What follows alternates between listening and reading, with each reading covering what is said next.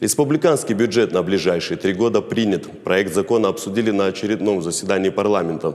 Так, в 2022 году доходы бюджета составляют больше 41 миллиарда, расходы порядка 42 миллиардов. Одно из основных направлений – выплата заработной платы работникам бюджетной сферы. Более 100 миллионов получат муниципальные образования на строительство приютов для безнадзорных животных. Появятся они в Ордоне и Моздоке. В следующем году реализуют и проект по включению осетинского языка в сервис Яндекс.Переводчика. 15 миллионов выделят на капитальный ремонт художественного училища имени Азанбека Джанаева и музея имени Махарбека Туганова.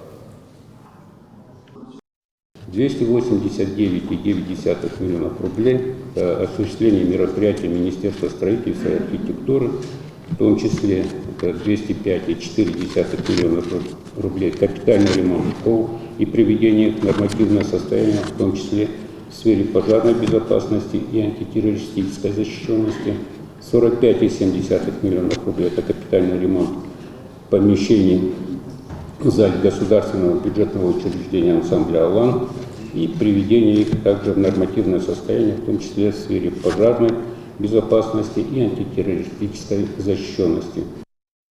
На повестке изменения в проект закона о социальном обслуживании населения в республике. Героям Советского Союза, героям России, полным кавалерам Ордена Славы и членам их семей социальные услуги будут оказывать бесплатно.